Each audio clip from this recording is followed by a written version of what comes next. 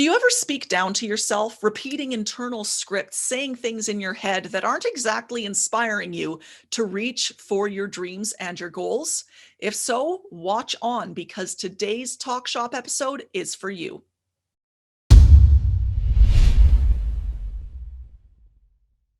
Hello and welcome to Talk Shop. I'm filming this episode on the 1 year anniversary of the WHO declaring COVID-19 a pandemic. And despite the vaccines coming out, despite the fact that we can see the light at the end of this very long tunnel, many of us, myself included, are really feeling the fatigue and the drag of the past year. It's hard to speak and think with a lot of positivity in circumstances like this, and that can have a ripple effect on our actions and on our behaviors. Now, whether it's a pandemic or some other life setback that has you feeling down and out, today's guest has incredible insight into neuroscience, the power of positive thinking, and how language and self-talk can help us drive ourselves towards achieving our goals.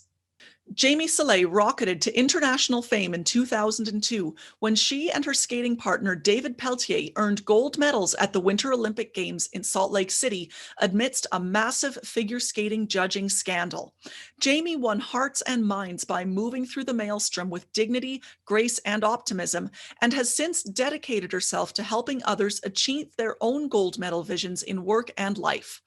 As a motivational speaker and strategic performance coach, Jamie applies neuroscience to all the lessons she brings to her clients and audiences. In addition to her speaking and coaching work, Jamie is a special needs advocate and spokesperson for the Special Olympics. She lives in Edmonton, Alberta, with her husband and 2 children. Welcome to Talk Shop, Jamie Salé. Thank you so much for coming on today. It's an absolute pleasure to have you. I'm really excited for this one because you are one of my favorite firecrackers out there. You just have so much energy. You are so much fun to work with. Well, thank you, Lauren. I really appreciate and adore you working with you, also helping me with all my speaking tools and gifts that you've given me. So I'm grateful for you as well. Thank you, Jamie. But this is about you, my dear. This is about you. And you are something of a Renaissance woman. You really, really are. Olympic athlete, Special Olympics spokesperson, motivational speaker, mom, and strategic performance coach. And that, I think, is where your light really, really shines, is in helping people with that strategic performance side of them and everything that goes along with it, because it is a huge mental game, is it not? Well, I think life is. Yeah. And I've learned so much over the last year about the brain. And I just think that, and we've been talking about mindset for a long, long time, but I've learned it to another level. So I'm grateful that now I can coach with the tools and the knowledge that I have now. It's excellent. And yeah, that's where everything really cinches in on, is that mindset and those tools that you've been working with. Because over the past couple of years, you've really dug into the neuroscience end of things. You know, you're studying with the MIT Sloan Neuroscience for Leadership program. And I'd really love to hear about what drew you towards exploring and incorporating neuroscience into your coaching practice. That's a good question. It's called, basically for me, these negative thoughts. And I was hearing all kinds of really negative things about myself. Like we always, say, I was feeling really like I'm not good enough, or I'm hearing all these thoughts, and I heard them so loudly last year that I was just like, I can't even handle this, because as an athlete, I knew how to not listen to them, obviously, and I reached my full potential in my sport. But for some reason, they came front and center in the last year. And maybe it was COVID, which I also think is a blessing, because I had to get in touch with exactly why this was happening to me. And I got curious, and I was just like, why are these voices in my head so loud? And that it's not that you're crazy. It's like, just, oh, you have imposter syndrome and nobody cares what you have to say, and you're not good enough, and you're not important, all these kinds of thoughts. And so when I dove into this, I realized that I developed these beliefs about myself from that emanate from childhood. And of course, my story is my story.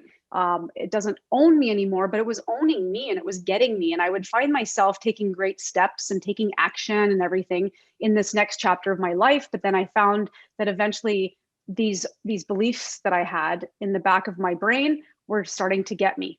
And so I went through a program and I rewired my brain. And it sounds very Frankensteinish, but it's not very complicated. It's actually really powerful, powerful stuff. And we know now through neuroscience that speaking and talking positively is very important. We've known that for decades, but it's also not enough. That if we don't get in touch with our old stories, and we know Brene Brown is a big advocate proponent talking about this in every book that she's got, and that vulnerability, getting in touch with the old story, and so that you can own it and then rewrite your new ending. And it's so real and true. So that's what I did. I got in touch with those old stories, even more than I ever have, through therapy sessions that I'd had.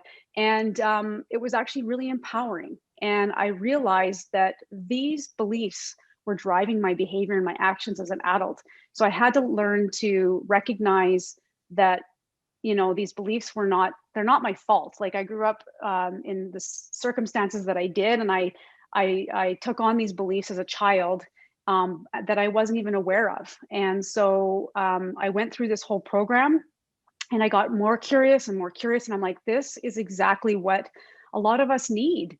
You know, I don't care if you're an athlete or you're a business person or you're a stay-at-home mom. You know, a lot of us have grown up with either some negative experiences as children, or even in our teens, and sometimes even in our adult years. So learning to not let these experiences get us and run the show, as I say, because I'm a part actress. Yeah. I always talk about, you know, getting that wise advocate on stage. And how do you do that? A lot of us aren't even aware of our thoughts. 95% of our thoughts are subconscious. Yeah. But most of us don't even know how our brains work. And so I think just even having that knowledge of how your brain works just also empowers you. It's really great stuff. Oh, absolutely. And something that you've brought up a lot when we've chatted about this rewiring, this mental work, is the owning your story. And of course, I'm all about communication here. So I always bring that into it. And, you know, stories are made up of words. These words and these scripts will run in the back of our heads, whether or not we even realize it. And you've often brought up the language aspect of neuroscience in terms of what it does with our beliefs, what it does, how it can affect our actions and behaviors. So what does our language and our internal communication really have to do with how we manage our beliefs and how we can write a new story? Yeah, well, it's so important. And I always tell everybody your words are a window into your thoughts. So in the 4 agreements, he talks about this, how being impeccable with your word, I believe it's number 1 agreement, that if anything, any thoughts that you're having aren't making you happy, you know, and I know that sounds very vague, but it's, if you think about your daily thoughts, and often, like, for example, let's say I'm about to do a talk, I'll have thoughts of how I'm not ready. Is that making me happy? Right? Is that making me happy? No. So the truth is, I'm ready, and I'm great at it, you know? And I'm just saying that's my personal experience with my thoughts, right?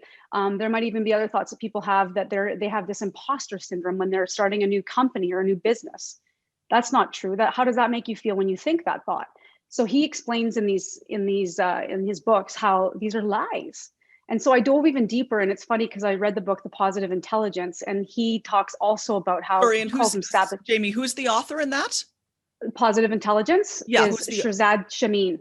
Shazad Shamin. Okay, great. We'll include a link in the description for sure.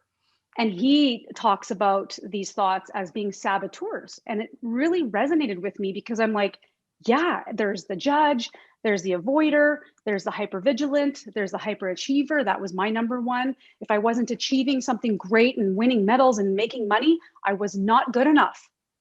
And that was what I was experiencing when I did my saboteur test and I got my results. I was like, yes, no wonder that I'm finding myself, I'm letting these saboteurs run the show instead of, he calls it your sage. In the book, You Are Not Your Brain, that's more, he talks about it being your wise advocate. Eckhart Tolle, I'm forgetting what he calls it, but everyone's got a name for that part of you that really believes in yourself and knows that these thoughts are lies and they're not serving you. So, but it's, how do you get in control of these thoughts? Because really, like I tell all my clients, I said, you need to be impeccable with your word. I have so many people I know that will say things like, Jamie, you know, the truth is, I've never been good at that. You know, I said, actually, I'm going to stop you right now. And I'm going to say, it's not the truth. It's a fact. Maybe you're not great at it right now, but you can be good at it, and you can be actually spectacular at it. You don't have the awareness, or you haven't practiced enough, or whatever, right? But people will catch themselves going, the truth is, well, actually, the truth is we live in an abundant universe. It's infinite, you know, and anything's possible. Mm-hmm. So be impeccable with your word. Words are the window into our thoughts, right? So as soon as you start thinking about how you're languaging and the words that you're using, you'll see how that impacts your actions, right? Because I always say that your thoughts become they create feelings, they change your physiological state. So if you have these negative thoughts, you're going to maybe feel hot, sweaty, maybe your heart will start beating faster, whatever. And then what are your actions going to be like? Probably a little more limited, right? You're going to be a little more narrow-minded thinking. And then what are your results? So I say to everybody, like, look at your results, because they're a reflection of what you've been thinking. Absolutely. And here's where I'm going to challenge you a little bit, because I love the notion of being impeccable with your language.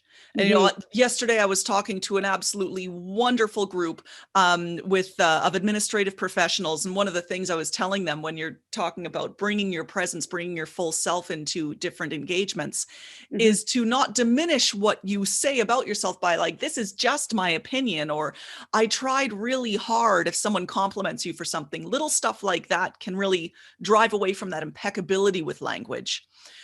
But many people will say, well, I'm not into affirmations. You know, affirmations are hollow. They're just words. And I'm going to date myself brutally here, but I always think of the SNL skit, Stuart Smalley. I'm good enough. I'm smart enough. And gosh darn it, people love me. Yeah. So how can we be impeccable with our language without it feeling fake? Well, it isn't fake for me because I've lived it. I used affirmations to become an Olympic gold medalist. Yeah. I had lots of reasons to not use that languaging, because I had divorced parents. I had a mom who suffered from depression, and I had my dad was not always present in my life, and I was often made fun of at school for many reasons. Part of it was that I was becoming good at skating, so I think there was some jealousy there. But I was short. My name they made fun of. They made fun of my haircuts. I got laughed at a lot at school, and so I had many reasons to beat myself up and not find that path or that way to be successful. But I focused on languaging even back then in the 80s and the 90s. And it was even in my years when I was between my partners. I had 3 years where I was in massive struggle, where I was in a hole big time. What did I do? I focused on positive affirmations, and I focused my attention on where I wanted to go, not where I was and on the problem. So for me, there's huge power. It wasn't the only thing I did. Of course, I had to take action. But if you're not going to think positively and use those affirmations, how are you going to feel physiologically? You're not going to feel good about yourself. You're probably going to feel a little bit heavy. You're going to be a little bit more lethargic. You're going to be less motivated. For me personally, I find the affirmations are like a self-affirming motivation. It's like, you know what? I am good enough, and I am worthy, and I am important. I am going to win. It's I am as a power statement. This is not something that's fluffy and fake. It's proven. It's proven to work. I don't know anybody. I know lots of professionals, even not just athletes, that have had great success in their life, and they all use, number one, journaling, goal setting, visioning, and positive thinking, positive affirmations. It's a common thread. Yeah. So that's very interesting that people find that it's fake, or it's not, there's no power in that. I am alone is a power statement. And it is. I think it's really, I've lived it. So how do I argue? I can't agree with the opposing opinion on that, because I've done that my whole life and I'm doing it now.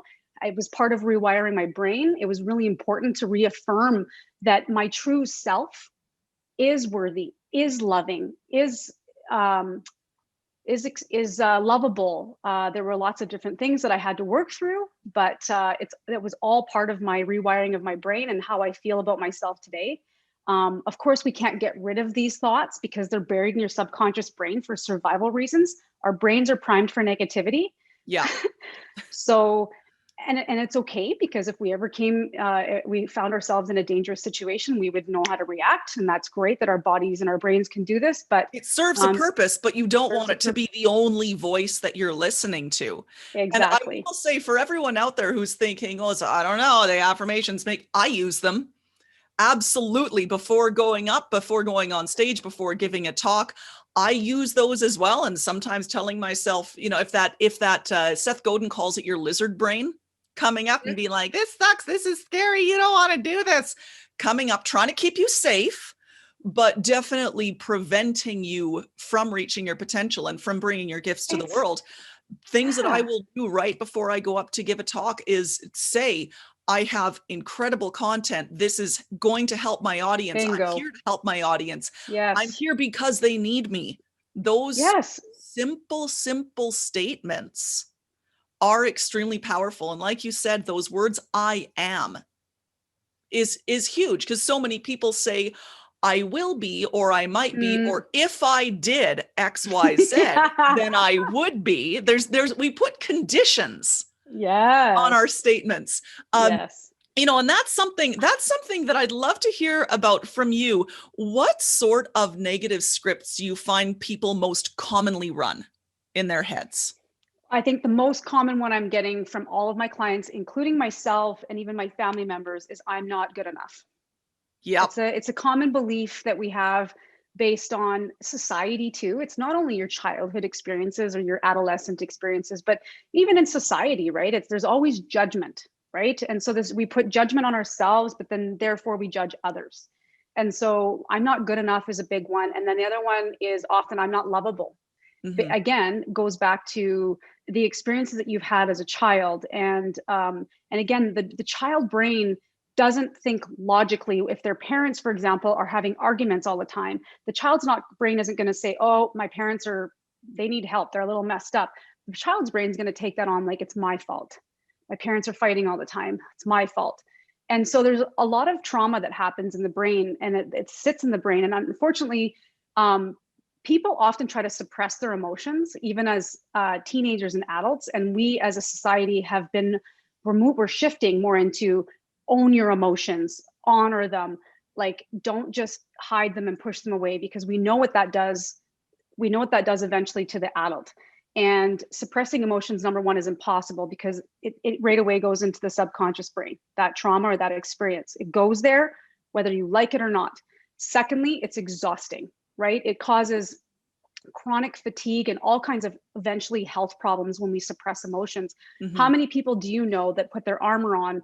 I mean, obviously, if you're in the moment, let's say I'm competing, right? And I had that accident on my warm-up, right?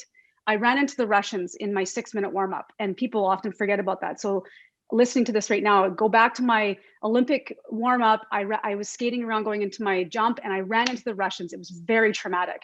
Now, I did not have a day to own that emotion, and I had minutes. So you have to get on the ice and say, like, just a minute, I need to feel this. Yeah, I gotta no. That doesn't happen on the ice. No. So as an athlete, or even let's say you're a CEO, or you're an executive, or you're whatever at work, and you have a big presentation happening and something not great happens, right? And it's really thrown you off. You don't have time to sit there and own your emotion about it. You got to put your armor on and go through it. But that's what we do in the moment stuff. That's the psychology of like, okay, what do I need to do to turn my brain around and start using your positive affirmations? Because when I got off the ice, you guys, that's all I did was going, I am ready. Like I wasn't going to let this throw me off. I'm ready for this. I am strong. I can handle this. Like I knew that was the only way to talk to myself, mm-hmm. was by, like you said, when you get on stage, it's like reaffirming all these positive things, because my brain needed to override all the thoughts that I was having, like, oh, well, you just messed up your Olympic performance. There you go. You're done. You can't even breathe right now. How are you going to skate? I kept hearing all that, right? Yeah. So, but there's examples that are a little bit more like, for example, we're dealing with childhood stuff right now. A lot of children are struggling. I have a 13-year-old who struggles with different things. Obviously, they're not as social, and we're very social beings. Our brains are social. And so we're struggling a little bit with things. But so sitting there and saying to our kids, when they're crying out to you or they're even angry, because I always say anger is like a bodyguard of sadness. If he's angry, now I used to want to fix it in the moment. I would try to go, like calm down, just calm down. Let's, and I would try to give him solutions and tools to just not worry about what he's talking about. So now what I've learned to do through therapy is most important thing to do is to validate and empathize. So, and a lot of us have grown up with the opposite. What? I have to sit here and listen to my kid rant about absolute crazy things that aren't even true. And I'm like, yeah, you do. Because what they need is to be heard.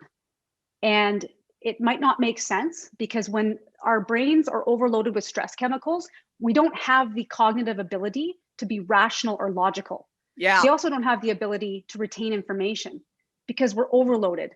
It's the nervous system is running on a high. So you got to like listen and make that person feel understood and heard. And it is a game changer. It takes rewiring as a parent because again, we parent the way we were wired, right? So just being aware of that alone and going, you know what? I often try to tell my kid, like, you got to get strong. You got to be tough. You got to just, and Brene talks about that too in all her books. Again, is she's like, I was raised that, come on, pull your socks up. Let's go. Yeah. But now it's really about letting that kid actually experience that emotion of sadness or anger or frustration or whatever it is. Let the dust settle. And then we can talk about solutions and navigating and innovating and how we're going to now move forward. Don't solve the problem in the moment. Absolutely. And, not just with kids, but with just about anyone when they are pouring your heart out to you and you're thinking of what to say. Very often that comes up. What should I say? What should I be telling them? Well, yes. For one thing, they probably aren't looking for you to actively fix their problem in that moment. And that kind of fixer language could be doing more harm than good. But from an interpersonal communication perspective, I always think that what they're almost screaming is just listen to me and understand me. I need you to tell me that you understand me. Mm-hmm. That's what I'm looking for in this back and forth in this exchange right now. You nailed it. It's actually part of the brain facts that we are often, when we're listening to someone talk, we're always thinking about what we're going to say back. Yeah. Instead of actually, like you said, actively listening. And that's a skill. Like, honestly, I even have had to learn that. And it's somebody would challenge you and say, well, how do you do that when you have to be quick and you have to answer questions or whatever? Of course, you're thinking of what you're going to say. But if you watch someone like Eckhart Tolle and he sits there and he'll like really stare at the person in the eyes, he's very present. And then he pauses. And I know that, like, as an athlete, I go, they would think I'm crazy if I stood there and was like, and I paused for about 30 seconds to think about my answer. But hey, there's something to this. And I know that live television is very different, but it's like, wow, I just feel so important because he's listening to me.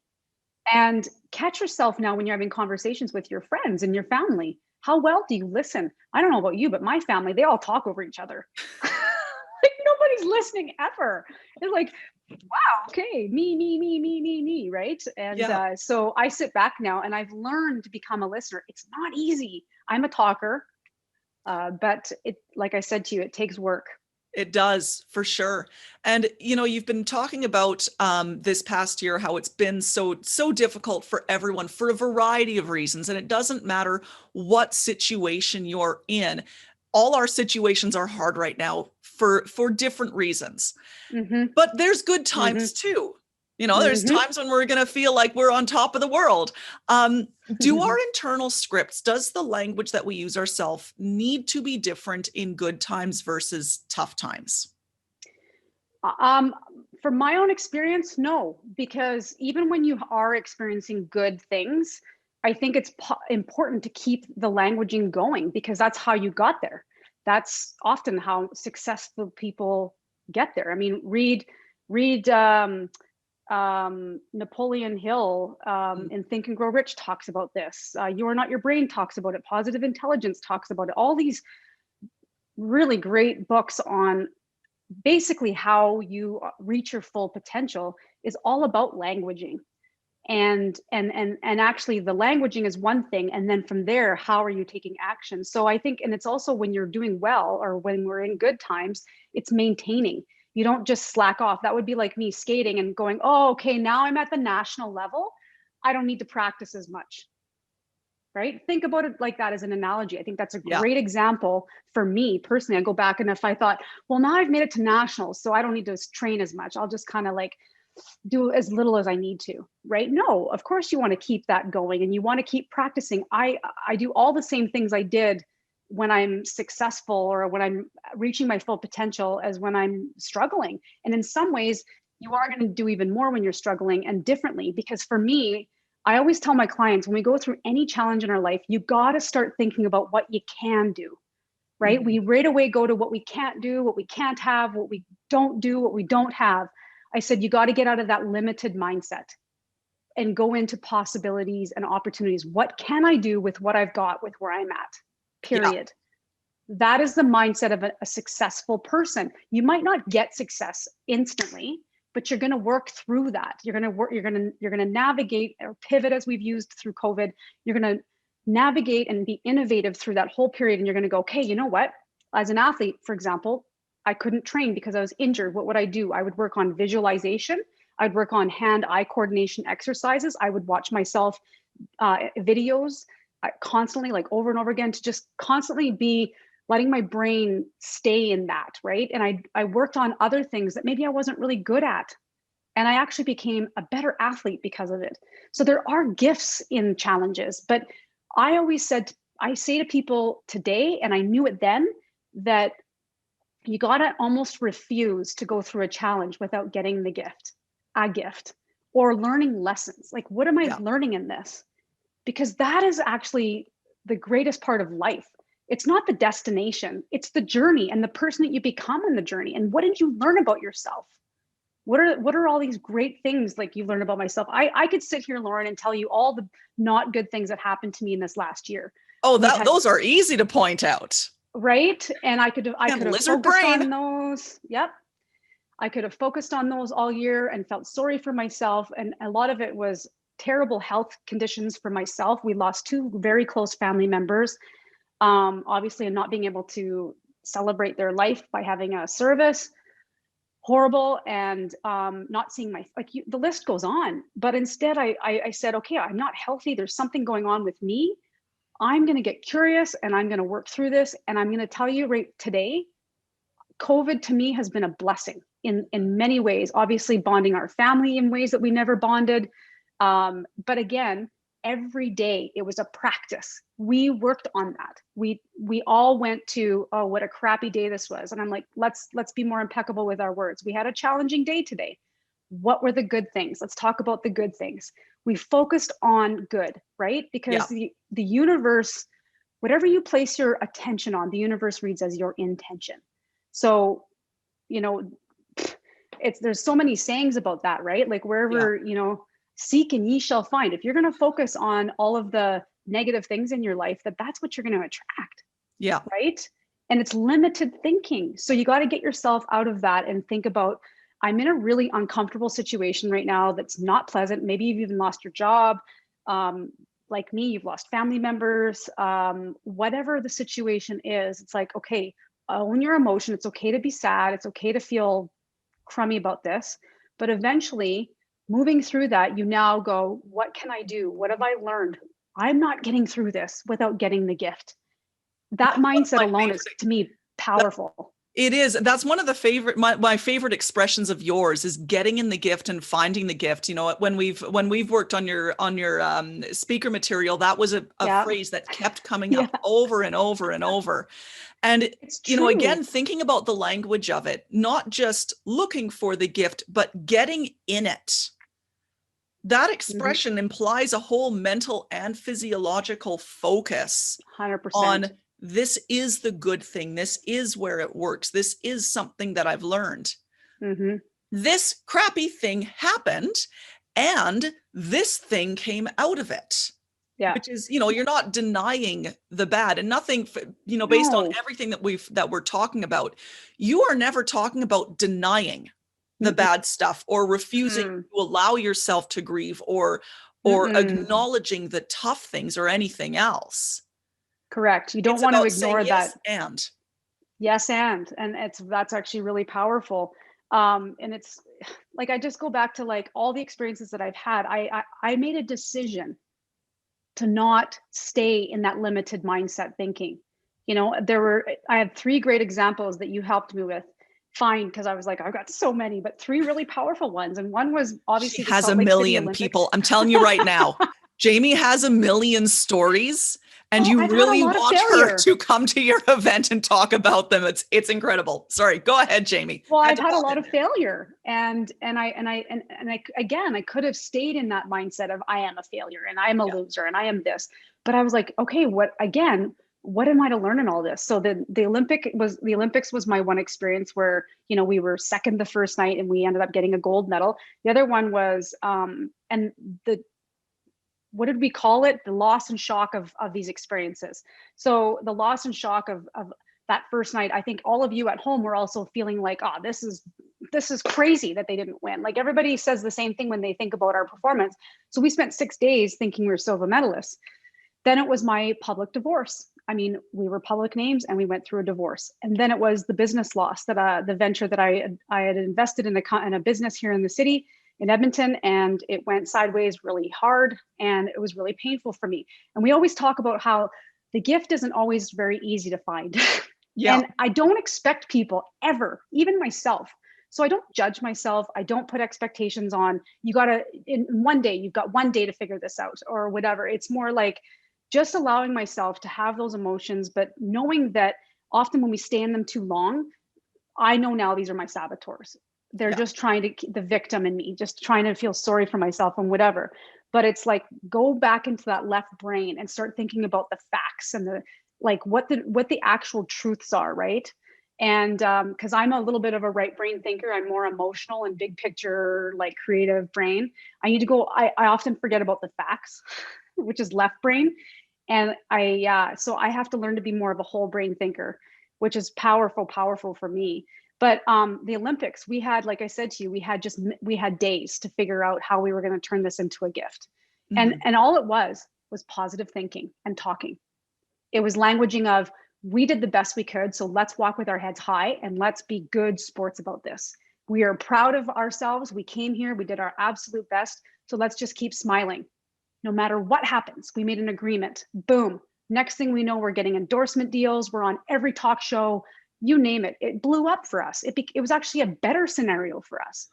Then my divorce, you know, I could have sat in, poor me, I'm not lovable, I'm not this, I'm not that. But instead I focused on internal, like, personal growth, healing, working on me. Like, what can I do to be better? You know, and even though you don't necessarily put blame or shame on yourself for I messed this up, but it's like, okay, you know, this failed. What can I do to be a better version of myself? And again, with the business stuff, I dove into things that I never wanted to dive into, which was like the accounting and the numbers and the bookkeeping and all that stuff. I didn't want to deal with that. Well, how's it working for you? Right?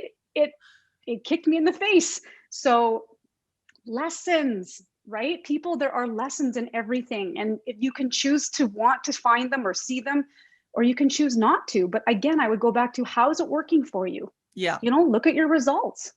Your results are a reflection of how you've been thinking. And our thoughts also, again, that goes even deeper back to emanating from the experiences that we've had in our life that create a belief, that we have these beliefs about ourselves. Yeah.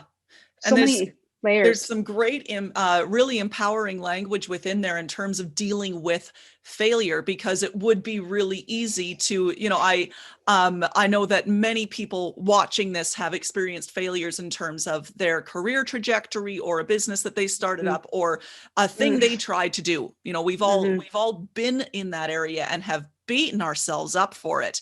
And you can say, okay, this thing didn't work.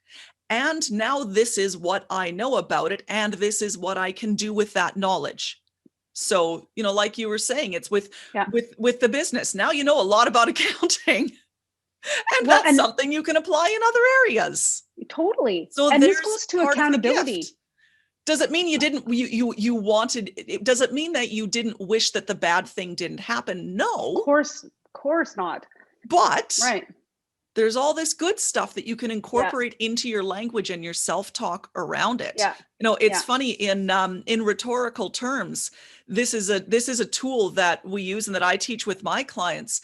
to always speak in the future tense. When people are getting trapped in really negative talk, almost always they're talking about what happened, past tense. And then you move to future tense in terms of this is what we will do. Here's what we could do. And you open up that curiosity and those possibilities. And the language all of a sudden becomes really positive and forward thinking without denying any of the crap. Because it feels better. It sounds better, which makes you feel better. Hey, it really listen, does. It goes back to the accountability aspect. I mean, if you think about all those 3 examples I gave you of my story, okay? So Olympics, divorce, and business failure.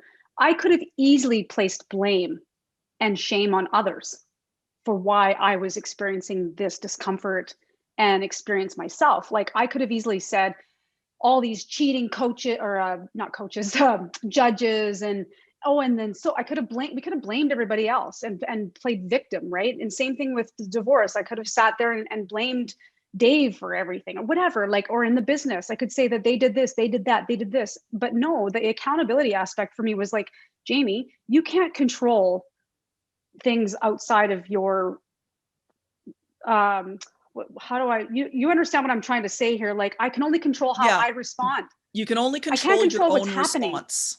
Yes, I can't control everything around me, the circumstances and the conditions that I'm in. I can't control COVID. I can't control how our government even responds to this. I can't control how people are going to treat me, ever, but I can control how I respond. So I choose to turn it around and be positive with myself and go, okay, you know what? I have something to learn here. And it's not shaming myself out of like, that was a negative experience, Jamie. And you really messed that up. And boy, like, it's not about that. Just proves that. No, because of course, I heard all kinds of things like, see, you have no idea about business. You shouldn't be in business, blah, blah, blah, blah. That's not true. I could be a great business leader, but I was in avoidance in a lot of aspects in the business, which didn't help me. If you're going to own a business, you're going to be the owner. You got to know a lot about the business, right? I mean, it's just, a lot of people would say to me, well, yeah, of course, Jamie, you should know about the bookkeeping. I'm like, well, it wasn't my job. Well, it will be next time. But you've taken that experience and have turned it into something very, very else, and have really, again, finding that gift and saying, now I'm able to do all of these things. Yes. And keeping on the top focus of that, there. On top of that, Lauren, because you know me personally, but on top of also finding the lessons and the gifts in that experience, it gave me other gifts and lessons in life. Yeah. And it's led me down a path that I never even expected. But again, because I had that mindset. Yeah. And because of the languaging that I use with myself daily. I mean, in my journaling, I might do mood journaling when I'm feeling a little crummy about something, and I'll just get it on paper and get it out of my head. But generally, I come from gratitude, right? And we know the power of gratitude. It puts us on a completely different frequency or vibration, right? Of being grateful. We also know scientifically that it helps boost the immune system. And we all need that right now. Heavens knows we do right now. No, I mean, I could keep you here for ages and ages. I truly could. But I'm sure that a lot of people listening are going to want to know where they can get some more of the Jamie magic, because it really is incredible. Aww. You have a new program coming out, the Rewired program. Can you tell us about that? Yeah, so the Renew program, I've actually partnered with a gentleman. Yeah, that's okay. It is rewiring your brain. So it's called Renew, and it's based on all neuroscience over the last 10 years. And of course, through my course that I'm taking, I'm realizing that with neuroscience, they have new stuff coming out every week. It's incredible. It's really, really cool. We're learning so much about the brain to help empower others. But the program that I have now is really about reaping the benefits of learning about your brain, first of all, and then empowering yourself to get in touch with your old story, as we call it, or even, we don't want to necessarily use trauma, because not everybody's experienced trauma in their minds, but the negative experiences that have impacted them today as an adult. And then being able to note the links between your hidden story and your undesirable behaviors. You guys listening, I've had a lot of them. I used to be the person that unleashed on people when I get mad, I get triggered, and I would scream and yell. I used to just call it like, oh, I'm just really fiery. I'm a very passionate person, and that's the way I'm made. But I didn't understand why I had these undesirable behaviors. So we all have something that's maybe holding us back, right? And so getting in touch and linking the behavior to your old story is so important. And then really about empowering others by telling their story. You're going to now help others get in touch with their stories and help them. And then really ultimately it's about winning and telling your authentic story. So now when I share my story with people, they go like, now I know that, first of all, I'm not alone, but she's an Olympic gold medalist and she's experienced all this, and there is hope. There is, a way to overcome all of this. Like, that's what's so powerful about the program is being able to now go out and tell my authentic story. It's not playing victim. It's sharing that I'm real. And I too have had I'm just like everybody else, but I had the tools to overcome these things at one point, but they got me again as an adult because I wasn't achieving what I was achieving as an athlete. And so that was when I dove into this whole program that now we have called Renew. And it's a really, really, really transformative program. I've done a lot of different things over the years, but this has been the most impactful for me. So that's very, very exciting. So for everyone who wants to know more about Renew, who might want to get in on that program, or who just wants to know more about you and what else you are doing out in the world, where can people find you? Yeah, well, of course, on my website, jamiesoleil.com. I have an email there. You can email me and reach out to me. I'm on every social media platform I think there is. You're way better at Instagram than I am, by the way. Way better. Well, it's funny. I've realized too with social media that it's, for me personally, it's not a platform that necessarily generates the clientele. It's not a place that I need to be spending a lot of time with. I realize that a lot of Instagram, you got to know the platform. Instagram is all about like vanity a little bit more. People really only appreciate like when I post things like my family or like funny things. They're so authentic. They're so genuine. And that's a thing that I want everyone, watching to know, is that with, when you're speaking with Jamie, when you're working with Jamie, you are getting absolute 100% authenticity, and it creates wonderful connections, but it also really does help to create some fantastic change in your behavior, in your habits, in your thinking, and in that internal script, in that internal language. So Jamie, thank you so much for taking time out of your day to be here with us. Thank you, everyone who has been with us during this interview. I hope that you grab what she has to say, especially in terms of your language and your internal script, and start putting that into practice.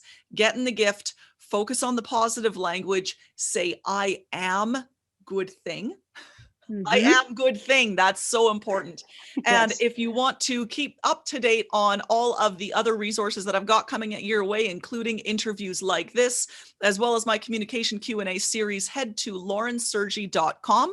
Sign up in the pop-up. That's the easiest way to stay on top of what I've got coming at you.